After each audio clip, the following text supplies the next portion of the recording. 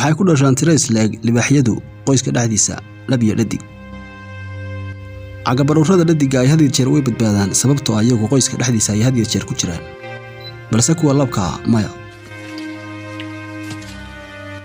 Cuntadooda ugu horeysa waa caanay ka nugayaan hooyadood, sidoo kalena waa xayawaanka kaliya ee bisadaha waaweyn u nool si jamaaca.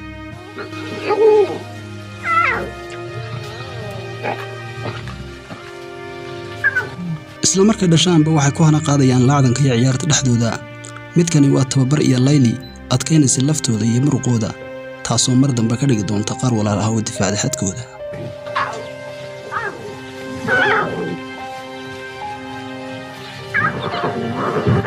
laga bilaabo laacdanka haatan ilaa muddo 2 sano oo soo socota halkan ay ka wadayaan. markay dadan jiraan dhaawac dhan ayuu nugul yihiin ku yaryari xayndaabka qoyskooda libaaxyada ka baxsan ayay khatar ugu jiraan. waxay u nugul yihiin ciyaarta kuwa aranka ayaga ka waaweyn ama ah lodkii ka horeeyay, isla mar ahaantaasna ka kooban ama ka midka qoyska intiisa kale.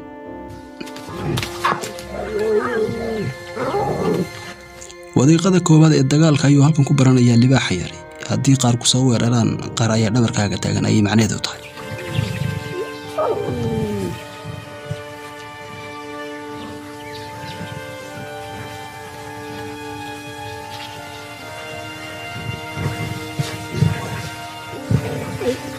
khatartu intaa kuma koobna, xataa roobabka iyo bahlaha wax ugaarsaday ay halis ku jiraan. naasnuujintu waa mid ay ku nool yihiin inta hore ama bilaha koobaad, sidoo kalena kuwa ka waaweyn maqaarkooda waxay gaarsiin karaan dhaawac aan ka soo kaban karin.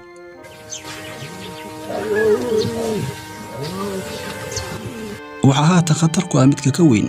ciyaartu mararka qaar khatar bay ku noqon kartaa, halka mar kalena ay noqon karto faa'iido. hooyadood waa gooshe, waa mid kaliya ay ka hoos galayaan khatarta, midaas oo ka difaacaysa kuwa ka xog garoon. noloshoodu waa mid rafac iyaga guud ahaan oo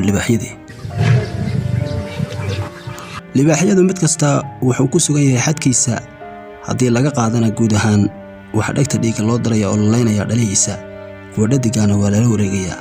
kuwa yaryar ee labka ahi wax si gaar ah loo ciyaarayaan oo xooga saarayaan kuwa kale ee labka.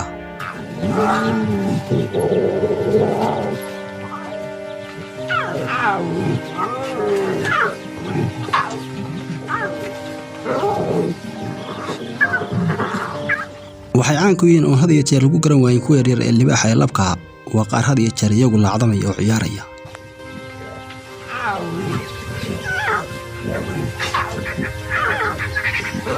mar walba kuwa yaryar cagabaruurka ahi lab iyo dhadigba waa qaar u nugul khatarta.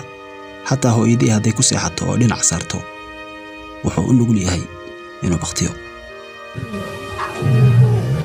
nolosha midka yar ee labka ahi ee libaaxu waxay ku bayskaraysan tahay oo halgamista uu halgamayo had iyo jeer isagu mustaqbalkiisa.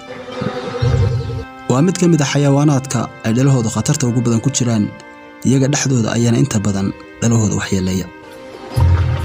marka laga yimaado ruuxanta inta kale, isagu had iyo jeer midka labka ahi waa midka kafaalo qaadaya ammaanka. waa inuu had iyo jeer noqdo gaashaan bira oo inta kale ay ku leedaansan nabada.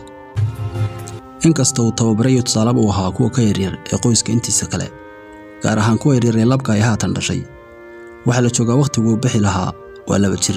sidoo kalena waa inuu samaysto nolol isaga u gaaraya mustaqbal. waa inuu noqdo mid gudbiya dhiigga aabihii, isla mar ahaantaasina difaaca xadka. wuxuu gaar uga baxayaa raxanta inta kale isagoo samaysanaya nolol isaga u gaara. kaymaha qarada adag ee Botswana si yar oo fudud ayay u liqayaan ugaarsaday aan khibrad lahayn. sidoo kalena xadadka ayaa ku dhex noolaanaya si uu u badbaado inta wax ugeysanayo. haddii kale qaar laba oo haliilaya ayaa kala jaraya markaba. wuxuu isku dayayaa xadkooda iyo midka ku xiga inuu ku dhex noolaado dhexdooda, meelaha ay ku kala qaybsamaan isagoo inta badan isqaranaya oo aan la dareemin.